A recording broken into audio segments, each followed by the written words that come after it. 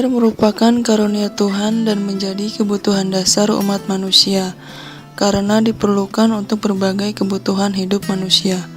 Oleh karena itu, air mutlak harus diperhatikan dan dicermati ketersediaannya, baik dari segi kuantitas maupun kualitasnya. Ketersediaan air di dunia seolah-olah tidak ada habisnya, sehingga banyak orang yang tidak dapat menyadari bahwa sebetulnya ketersediaan air ini suatu saat dapat menjadi sangat terbatas, baik jumlah maupun kualitasnya. Meningkatnya jumlah penduduk di Indonesia menyebabkan kebutuhan akan air meningkat. Gambar berikut memberikan ketersediaan dan kebutuhan air di beberapa pulau di Indonesia. Gambaran berikut memberikan prediksi kebutuhan air bersih yang makin meningkat dari tahun 1995 sampai dengan 2015. Dari kedua gambar tersebut terlihat bahwa kebutuhan air bersih di Pulau Jawa melebihi ketersediaan air. Sekalipun Pulau Sumatera belum mengalami kekurangan air bersih, namun penggunaan yang tidak efisien dapat menyebabkan pada suatu saat.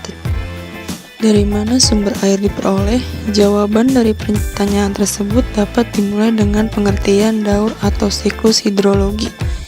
Daur atau siklus hidrologi adalah sebuah proses penguapan dari laut dan daratan yang membentuk awan, lalu mengembun jatuh kembali ke bumi, membentuk hujan ataupun salju yang selanjutnya mengalir ke sungai atau laut dan menguap lagi. Demikian seterusnya sampai akhir. Perubahan-perubahan yang diakibatkan oleh pembangunan yang kurang memperhatikan pelestarian lingkungan membawa dampak atas ketidakseimbangan siklus hidrologi. Di samping itu, penggunaan sumber daya air secara tidak efisien, baik dari segi kuantitas maupun kualitas, menyebabkan di beberapa daerah telah terjadi kecenderungan degradasi kuantitas dan kualitas air, bahkan sampai dengan tingkat yang mengkhawatirkan.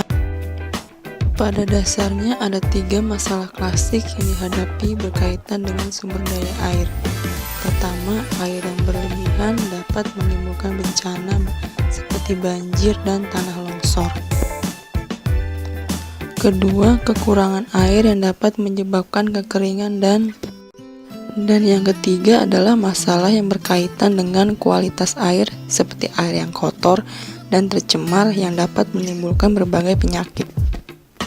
Peningkatan kesadaran masyarakat agar dapat melakukan pengelolaan sumber daya air dengan bijaksana dan pemeliharaan sanitasi dasar antara lain dapat dilakukan melalui pendidikan.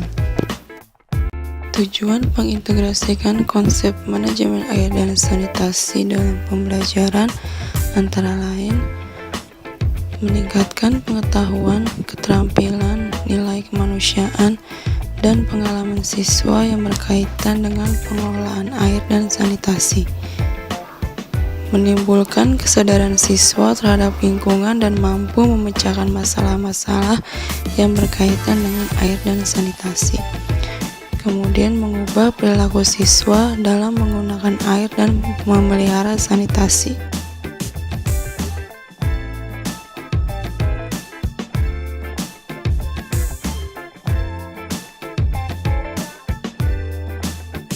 Pembelajaran dengan mengintegrasikan konsep dan nilai manajemen air dan sanitasi merupakan salah satu proses pembelajaran di mana setiap siswa dilatih untuk meningkatkan kepedulian terhadap lingkungan kehidupan mereka, khususnya mengenai manajemen air dan sanitasi.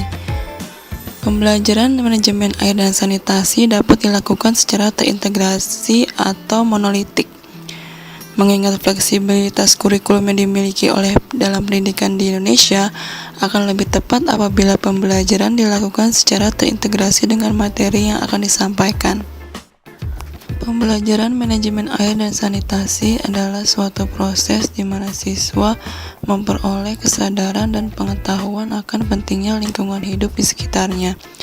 Keterampilan, nilai, dan pengalaman akan mendorong mereka untuk bertindak baik secara individual maupun secara berkelompok dalam memecahkan segala permasalahan baik kini maupun di masa yang akan datang terkait dengan masalah-masalah manajemen air dan sanitasi.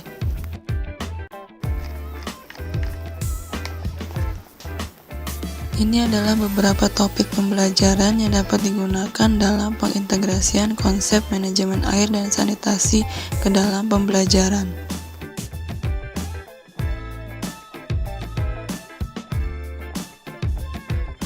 Melalui pengintegrasian manajemen air dan sanitasi dalam pembelajaran, diharapkan dapat menggugah kepedulian siswa tentang pentingnya penggunaan air secara efisien dan pentingnya memelihara sanitasi lingkungan.